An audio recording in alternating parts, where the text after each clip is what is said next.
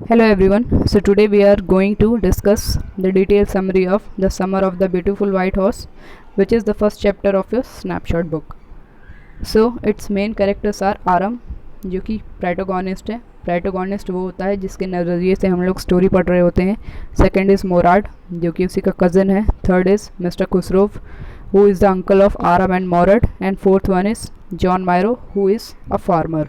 So students, हमारी जो story है इन्हीं 4 कैरेक्टर्स के अराउंड रिवॉल्व करती है. बाकी भी कैरेक्टर्स हैं but these are the main 4 characters. So हम लोग डायरेक्ट स्टोरी पे आ जाते हैं. यहाँ पर आरम, जो कि 9 साल का लड़का है, सो रहा होता है और उसने देखा कि सुबह 4 बजे उसकी खिड़की पर कोई आया हुआ है और काफ़ी आवाज़ हो रही है. तो इस चीज़ को देखने के लिए वो अपनी खिड़की पर गया और आँख मलते हुए उसने देखा कि उसका कज़न खड़ा हुआ है जिसका नाम है मोराड, और उसके बगल में एक वाइट मैजेस्टिक ब्यूटीफुल हॉर्स खड़ा है. तो ये देखकर उसको अपनी आंखों पर यकीन नहीं हुआ. उसे ऐसा लगा कि वो सपना दिख रहा है, बट इतना ज़्यादा आप लोग बोल सकते हैं कि उजाला हो गया था कि उसे रियलिटी और ड्रीम में अंतर समझ में आ गया. फिर एक और रीज़न था कि उसे यकीन नहीं हो पा रहा था कि उसके सामने एक वाइट हॉर्स खड़ा है. वो रीज़न ये था कि वो लोग सबसे गरीब ट्राइब से आते हैं, बहुत ज़्यादा पुअर ट्राइब से आते हैं, जिसका नाम है गैरो-घेलानियन ट्राइब. और ये जो ट्राइब है ये अपनी ऑनेस्टी के लिए जानी जाती है, मतलब ये अपनी ईमानदारी के लिए जानी जाती है. तो इस तरह से ये जो ट्राइब है, ये इनमें से तो कोई घोड़ा तो खरीद नहीं सकता है. तो सेकेंड रीज़न ये था. नेक्स्ट जो आरम है, बार बार हॉर्स को देख रहा है, उसको स्मेल कर रहा है, उसको हियर कर रहा है और बार बार अपने आप को ये सोचने की कोशिश कर रहा है कि कहीं वो सो तो नहीं रहा. तो इस तरह से वो घोड़े को देख रहा है और तब भी उसे यकीन नहीं हो पा रहा है कि घोड़ा उसके सामने खड़ा है. फिर हम लोग गैरो-घेलानियन ट्राइब के बारे में समझते हैं कि ये एक ऐसी ट्राइब है जो कि अर्मेनियन लैंग्वेज बोलती है, बट रियलिटी में इसका कुछ भी आता पता नहीं है. ये जो ट्राइब है ये सिर्फ एक फिक्शनल ट्राइब है, मतलब इसे स्टोरी के लिए लिखा गया है, लेकिन आप लोग बोल सकते हैं कि इसका कुछ ना कुछ कनेक्शन हो सकता है क्योंकि ये अर्मेनियन डिसेंडेंट के थे. तो ये जो ट्राइब है ऐसा नहीं है कि बहुत ज़्यादा पहले से ही गरीब है या हमेशा से ही गरीब है. ये कुछ 11th सेंचुरी पहले, या आप बोल सकते हैं 11th सेंचुरी में ये जो ट्राइब है बहुत ज़्यादा वेल्दियस थी. तब से ये लोग का एक फंडा था, या आप लोग बोल सकते हैं कि इनका एक तरीका था कि ये लोग बहुत ज़्यादा ऑनेस्ट थे और कभी इन लोगों ने किसी का फ़ायदा नहीं उठाया. तो ऐसे ट्राइब से ये लोग बिलोंग करते थे. तो इसके बाद फिर जो मोराड है उसी का कज़न, उसने बोला कि हाँ ये घोड़ा ही है. वो इतनी चौंक कर देख रहा था, जो आरम है वो इतना ज़्यादा सरप्राइज़ होकर देख रहा था. तब उसके कज़न ने उसे बोला कि हाँ ये घोड़ा ही है और अगर तुम्हें सवारी करना है तो तुम बाहर आ जाओ. तो इस तरह से जो आरम है जल्दी से वो जिस तरह के भी कपड़े पहना हुआ था उसी पर ही वो बाहर आ गया. और उसके बाद फिर उसने उससे पूछा, यहाँ पर जो आरम है वो अपने कज़न से पूछ रहा है कि ये सच तुम बताओ कि तुमने घोड़ा चुराया है क्या. तो इस पर फिर मोराड ने उसको बोला कि अगर सवारी करना है तो चुपचाप बैठ जाओ. तो इसी तरह से दोनों लोग घोड़े पर बैठ गए. और घोड़े पर बैठे बैठे जो आरम है वो सोच रहा है कि अगर घुड़सवारी के लिए घोड़ा चुराया गया है तो उसे चोरी नहीं कही जाएगी. चोरी तो तब कही जाएगी जब उसे बेच दिया जाएगा. तो ये लोग एक ऐसी जगह पर रह रहे होते हैं जिसका नाम था वॉलनट एवेन्यू. तो फिर जो उसका कज़न था जिसका नाम है मोराड, उसने घोड़े को किक किया और घोड़ा जो है, घोड़े ने वाइन यार्ड्स को क्रॉस कर दिया. फिर घोड़ा ऑर्किड्स के भी ऊपर से चला गया और इरिगेशन डिचेस के साइड से भी चला गया. जितनी भी कंट्री रोड्स थी वहाँ पर, कंट्री रोड्स मतलब आप लोग बोल सकते हैं कि जो विलेज रोड्स थी, तो उन सब को पार करते हुए घोड़े को बस 3 मिनट लगा. और 3 मिनट के अंदर ही घोड़ा ऑलिव एवेन्यू से निकलकर आगे चला गया और वो ट्रॉट करने लग गया. ट्रॉट करना मतलब होता है चिल्लाना, या फिर घोड़े की जो साउंड है उससे हम यहाँ पे ट्रॉट बोलेंगे. फिर यहाँ पर बैठे बैठे जो आरम है 9 साल का लड़का, वो सोच रहा है कि मेरा भाई मतलब मेरा कज़न कितना क्रेज़ी है, बहुत ज़्यादा पागल है, और इसे हमारी फैमिली में सबसे क्रेज़ीएस्ट मेंबर बोला जाता है, सबसे पागल इसी को बोला जाता है. फिर उसके बाद फिर आरम ने बताया कि हर एक परिवार में कोई ना कोई ऐसा पर्सन रहता ही है जो सबसे अलग हो या सबसे पागल जिसे बोला जाए. तो हमारी फैमिली में एक मोराड है और हमेशा ही वो एक चीज़ बोला करता है, I had a way with animals. वो हर एक एनिमल के लिए यही बोलता है, जैसे I had a way with horse, I had a way with dogs, I had a way with birds. तो इस तरह से वो हर एक एनिमल्स के लिए बोलता है। I had a way with मतलब मेरा एक तरीका है इनके साथ, या ये लोग मुझे पहचानते हैं, मतलब हॉर्स मुझे पहचानते हैं या डॉग्स मुझे पहचानते हैं। तो इस तरह वो बोला करता है। फिर जो ये मुराद है, तो ऐसा नहीं है कि ये फर्स्ट मेंबर है या पहला अपने फैमिली में पागल मेंबर है। इसी के एक अंकल हैं, इन्हीं दोनों के एक अंकल है जिनका नाम है अंकल खुसरो। तो वो भी कुछ इसी तरह के हैं। तो ऐसा लगता है कि ये इन्हीं पर गया हुआ है, डायरेक्ट डिसेंडेंट, मतलब कि उन्हीं का उत्तराधिकारी है या उन्हीं पर गया हुआ है। जबकि उसके जो रियल फादर थे वो काफ़ी अलग थे उससे।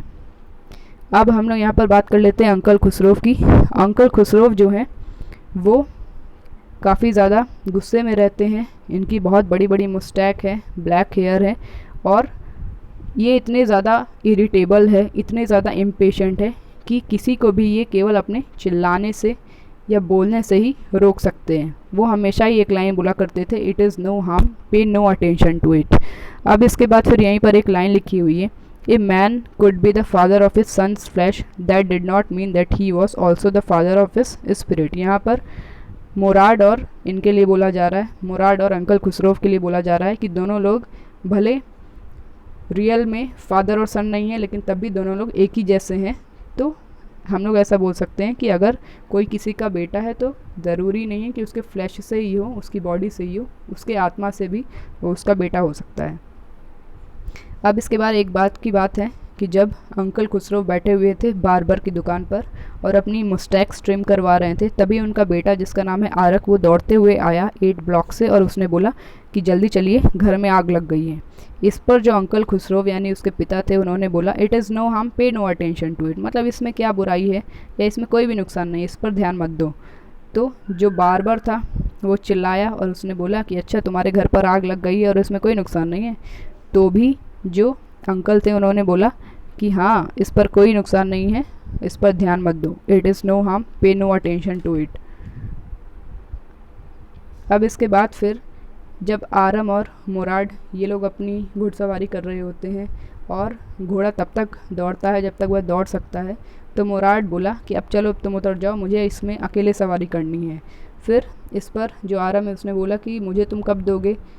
तो मुराद बोलता है कि घोड़े के ऊपर है कि वो तुम्हें सवारी करने देता है या नहीं। तो क्योंकि मेरे पास घोड़े के लिए समझने का एक तरीका है, या I had a way with horse, तो ऐसा ज़रूरी नहीं कि तुम्हारे पास भी हो, तो इसलिए घोड़ा जब चाहेगा तब वो तुम्हें सवारी करा लेगा। तो इसलिए मैं कह रहा हूँ कि तुम अपनी खुद की सेफ्टी के लिए इससे उतर जाओ। तो इस पर वो उतर गया और फिर उसके बाद आरम ने देखा कि मुराद जो है घोड़े की हील्स पर किक कर रहा है। तभी घोड़ा खड़ा हो गया और उसके बाद फिर वो शाउट और बस्ट करते हुए इरिगेशन डिच को पार करते हुए चला गया। फिर जब आरम की बारी आई तो आरम को बहुत ज़्यादा डर लगने लग गया, और जैसे ही वो बैठा तो उसने देखा कि घोड़ा तो हिला भी नहीं। फिर मुराद जो है वो चिल्ला कर बोल रहा है कि उसकी मसल्स पर किक करो, तो तब भी वो नहीं हिला। फिर इसके बाद अचानक से घोड़े का मन हुआ और वो स्नॉट करने लग गया, रियर करने लग गया, चिल्लाने लग गया, और उस जहाँ पर उसको जाना चाहिए था, मतलब इरिगेशन डिच पर जहाँ पर वो उसको जाना चाहिए था वहाँ पर नहीं गया। उसके बजाय वो एक फार्मर के वाइन यार्ड से चला गया और उस घोड़े ने 7 वाइन्स के ऊपर लीप किया, और तब तक वो दौड़ता रहा जब तक आरम गिर नहीं गया। तो मुराद जो है ये सारी चीज़ें देख रहा था और उसे पहले ही समझ में आ रहा था कि घोड़ा ज़रूर इसे गिरा देगा। तो वो आरम के पास आया और उसने बोला कि चलो, मुझे तुम्हारी चिंता नहीं है, मुझे घोड़े की चिंता है, मुझे उसको ढूंढना है कि वो कहाँ गया। तो उसके बाद फिर उसने आधे घंटे तक घोड़े को ढूंढा और घोड़ा उसे इरिगेशन डिच के पास मिला। तो उसके बाद फिर घोड़ा उसे ले आता है, और फिर आप लोग बोल सकते हैं कि अब आरम और जो मुराद है दोनों लोग खड़े हैं। तभी आरम सोच रहा है कि शायद इसने बहुत पहले से घोड़े को चुराया है और इसे आज याद आया होगा कि मुझे भी घोड़ा कितना पसंद है, तो आज ये मेरे लिए लेके आया है। तो फिर उसने पूछा मुराद से कि तुम बताओ कि तुमने घोड़ा कब चुराया है? तो फिर मुराद बोलता है कि मैंने आज चुराया है। तो इसके बाद फिर आरम बोलता है आज तो तुमने नहीं चुराया होगा, बहुत पहले से चुराया होगा। तो मुराद बोलता है कि अगर कोई तुमसे पूछे कि कब मैंने घोड़ा चुराया है, तब तुम बोलना कि मैंने आज ही घोड़े को देखा है। तो इस तरह से उसने बोला। अब आरम बोल रहा है कि तुम्हें तब तक घोड़े को अब नहीं देना है जब तक मैं भी ना सीख जाऊं। तो फिर आरम को मुराद बोलता है कि जब तुम 13 साल के हो जाओगे तब तुम्हें सारी चीज़ें समझ में आ जाएगी। अब ये सब चीज़ों के बाद, क्योंकि सुबह होने वाली थी और वो लोग को घोड़ा छुपाना भी था, तो मुराद जो है घोड़ा को छुपाने के लिए चला गया। और इसके बाद फिर जो आराम है घर आ गया और उसने बहुत अच्छे से ब्रेकफास्ट किया। अब फिर दोपहर की बात है।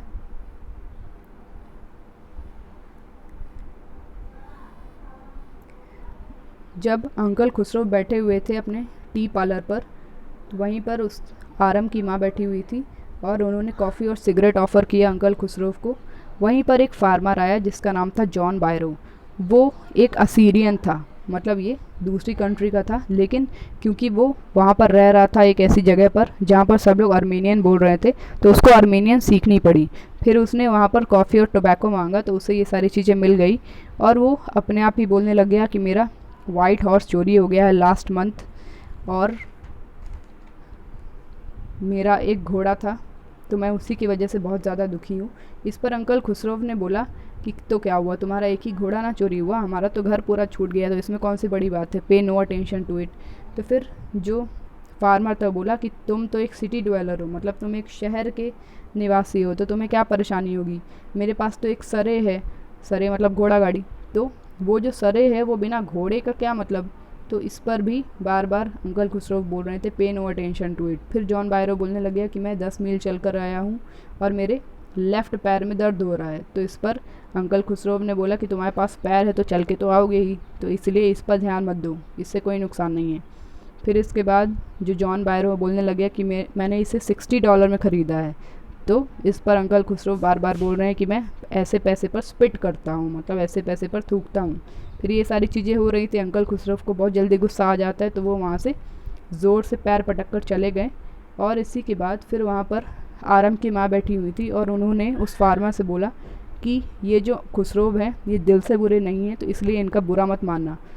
ये सारी चीज़ें हो ही रही थी और जो आरम है वो उसने सारी चीज़ें गौर से देखी, तब उसे ध्यान आया कि हो सकता है कि ये जो घोड़ा है ये मुराद ने 1 महीने पहले चुराया है और ये मुझे अब बता रहा है। तो वो दौड़ते दौड़ते गया अपने कज़न के पास और उसने देखा कि जो उसका कज़न है एक पीच ट्री के नीचे बैठा हुआ है और वहाँ पर एक ज़ख्मी रॉबिन है, उसकी वो विंग को सही कर रहा है, उसको वो पट्टी लगा रहा है।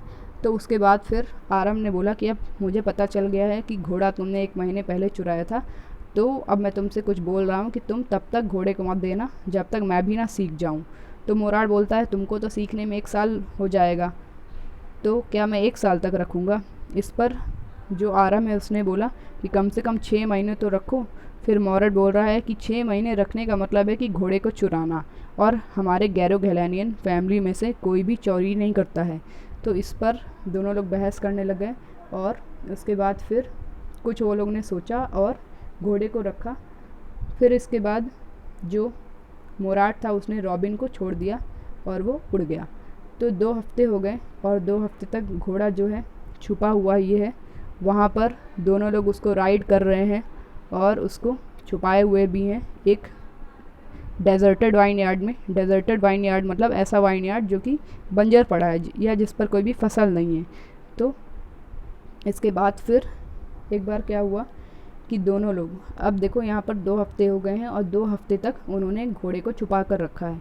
फिर एक बार क्या हुआ कि ये लोग जा रहे थे एक जगह से, डेजर्टेड वाइन यार्ड से एक बार ये लोग जा रहे थे और वहाँ पर ये लोग को जॉन बायरो मिला जो कि फार्मर था, जिसके बारे में हम लोग ने देखा था कि वो टी पार्लर पर आया हुआ था। तो जॉन बायरो को दोनों ने गुड मॉर्निंग बोला, उसने भी यही रिप्लाई किया और वो घोड़ा को बार बार देख रहा था, तो उसे ऐसा लग रहा था कि ये उसी का घोड़ा है। इसलिए उसने बोला कि अगर तुम्हारी इजाज़त हो तो क्या मैं इस घोड़े को देख सकता हूँ। तो दोनों लोग काफ़ी डर गए और यहाँ पर मुराद बोलता है कि चलो मैं बात करूँगा, तुम पीछे रहना।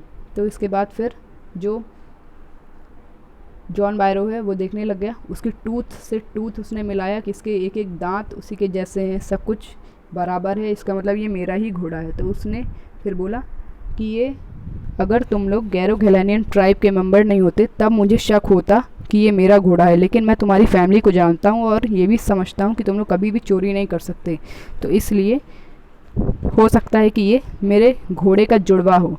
तो इस तरह से अब ये लोग ने कुछ सोचा और जॉन बायरो जो था चला गया और दोनों भाई भी चले गए और उन्होंने फिर क्या किया, दोनों लड़कों ने दूसरे दिन उस घोड़े को तैयार किया और उस फार्मर की जगह पर छोड़ने के लिए चला गया। जब वो दोनों जा रहे थे घोड़े को लेकर, तभी उनको डॉग्स फॉलो कर रहे थे और इसी पर मोराड ने कमेंट किया, I have a way with dogs. तो इसके बाद फिर दोनों ने इसको छोड़ दिया। दोनों ने हॉर्स को जॉन बायरो के फार्म में छोड़ दिया और वहाँ पर उसने फिर उसको पैट किया, मतलब घोड़े को उसने सहलाया और वो वहाँ से दोनों लोग निकल गए। तो इस तरह से ये जो स्टोरी है वो एंड हो जाती है।